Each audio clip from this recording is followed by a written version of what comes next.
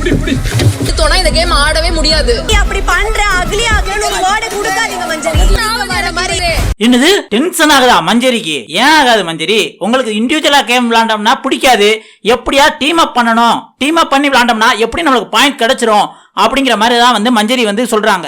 Actually இது என்ன game அப்படின்னம்னா, நம்ம வீட்டுல தண்ணி நிரப்பி வச்சிருப்போம்னா ட்ரம், அதை கவுத்தி போட்டு கைக்கு ஒரு ஹோலும் மண்டைக்கு ஒரு ஹோலும் போட்டு கண்டஸ்டன்ட் மேல அதை கவுத்தி அவங்களுக்கு 4 போட்டோ பறிக்கப்பட்ட அந்த டைல்ஸ் ஸ்லைடு மாதிரி 4 டைல்ஸ் சேர்த்தோம்னா ஒரு போட்டோ வரும்ல, அது மாதிரி ஒவ்வொரு கண்டஸ்டன்ஸும் அந்த ட்ரம்ல வந்து ஒட்ட வச்சிருக்காங்க.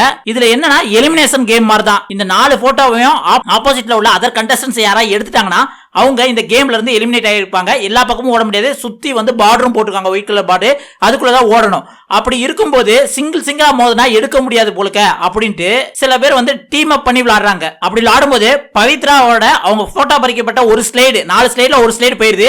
அதே மாதிரி மஞ்சரியோட ஒரு ஸ்லைடு யாரோ எடுத்துட்டாங்க, சௌந்தர்யா ஸ்லைடும் யாரோ ஒண்ணு எடுத்திருக்காங்க. இப்படி இருக்கும்போது பவித்ராவை டார்கெட் பண்ணி வந்து அவ ஸ்லைடை எடுத்து வெளியே அனுப்பிச்சிடணும் அப்படிங்கிற மாதிரி வந்து மஞ்சரி பிளான் போட்டிருப்பாங்க போலுக்க. அதனால என்ன பண்றாங்க அப்படின்னா, மஞ்சரி வந்து ஜாக்லின் கூட இல்ல தீபக் கூட யார் கூட டீம் அப் பண்ணி ஃபர்ஸ்ட் பவித்ரா வெளியே அனுப்பிச்சிருவோம் அப்படின்ட்டு பிளான் பண்ணி அந்த பவித்ராவோட ஸ்லைடை எடுக்க போறாங்க.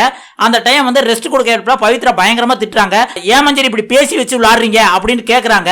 உடனே மஞ்சரி அதுக்கு நாங்க டீம் போட்டது நீ பாத்தியா பவித்ரா, சும்மா அக்லியா வந்து இந்த மாதிரி எல்லாம் பேசிக்கிட்டு இருக்காத அப்படிங்கிற மாதிரி சொல்றாங்க. உடனே பவித்ரா ஆண்டாயி, நீங்க ஒண்ணு பேசியெல்லாம் வச்சுட்டு விளையாடல, ஆனா நீங்க கண்ணை காமிச்சதான் நான் பார்த்தேன், அதை வச்சுதான் சொல்றேன்.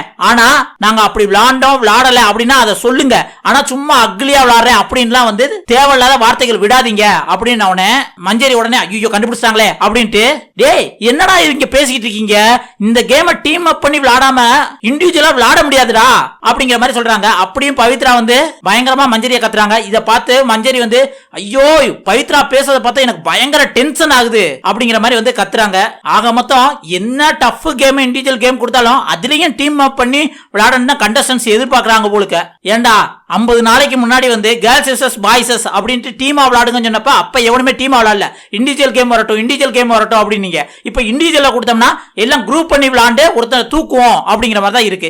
இது இல்லாம இன்னொரு என்ன அப்படின்னா பாயிண்ட் டேபிள் கொடுத்திருக்காங்க. இந்த பாயிண்ட் டேபிள்ல செம சுவாரஸ்யமா இருக்கும். இந்த டாஸ்க் தான் இன்னையோட லாஸ்ட் டாஸ்க். நாளைக்கு ஃப்ரைடேயும் டாஸ்க் இருக்கு. ஆனா இன்னைக்கு வரை நடந்த டாஸ்க்ல வந்து டாப்ல யார் இருக்கா அப்படின்னு பார்த்தா ரயான் தான் இருக்கா, 15 பாயிண்ட். அதுக்கப்புறம் செகண்ட் பிளேஸ்ல 2 பேர் இருக்க மாதிரி தெரியுது. ஒன்னு மஞ்சரி 13 பாயிண்ட், இன்னொன்னு யாருன்னா சௌந்தர்யா 13 பாயிண்ட். ஏதோ ஒரே கேம்ல 9 பாயிண்ட் வாங்கியிருக்காங்க.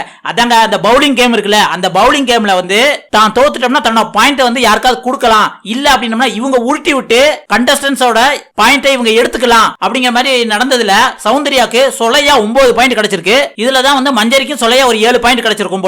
அதே மாதிரி முத்து வந்து 11 பாயிண்ட்ல இருக்காப்ல 3rd பிளேஸ்ல. 4th பிளேஸ்ல தீபக்கும் ராணவும் இருக்காங்க, தலா 10 பாயிண்ட் எடுத்து. இதுல சில கண்டஸ்டன்ஸ்க்கு பாயிண்ட் பூரா வந்து ஜீரோவா இருக்கு. அதான் சொல்லும்ல, போன ப்ரோமோல பாத்திருப்பீங்க, அருண் வந்து அந்த பவுலிங்ல அந்த பின்ஸ் அடிக்காம விட்டதுனால அவனோட பாயிண்ட் வந்து கண்டஸ்டன்ஸ்க்கு போயிரும்ல. அப்படி வந்து தான் பாயிண்ட் பூரா இழந்தது யார் அப்படின்னு பாத்தீங்கன்னா Arun 0 point, Jacqueline 0 point, Pavithra 0 point, Vijay Vishal 0 point. இந்த 4 பேர் வந்து 0 பாயிண்ட்ல தான் இருக்காங்க. அதனாலதான் பவித்ராவுக்கு அவ்வளவு கோவம் வந்திருக்குமோ என்னமோ தெரியல. ஏன்னா நம்ம 0 பாயிண்ட்ல இருக்கோம். இந்த கேம்ல யாரும் 1 பாயிண்ட் 2 பாயிண்ட் எடுத்துடலாம். ஏன்னா இந்த கேம்ல வந்து எலிமினேட் பண்ணிட்டு வரல, லாஸ்ட் 5 பேர் இருக்காங்களோ அவங்களுக்கு பாயிண்ட் கிடைக்கும். அந்த 5வது ஆளுக்குள்ளே ஒரு ஆளா பவித்ரா போயிடலாம் அப்படின்னு நினைச்சுதான் விளையாண்டுருப்பாங்க நினைக்கிறேன். அதனாலதான் இவ்வளவு டென்ஷன் ஆயிருச்சு. நீங்க என்ன நினைக்கிறீங்க? மஞ்சரி சொல்றாப்ல இந்த டிக்கெட் ஃபினாலவே டீமா விளையாண்டா நல்லா இருக்குமா இல்ல இண்டிவிஜுவலா விளையாண்டா நல்லா இருக்குமா அப்படின்னு உங்களுக்கு என்ன தோணுதுங்க அப்படிங்கறத மறக்காம கமெண்ட்ல சொல்லுங்க.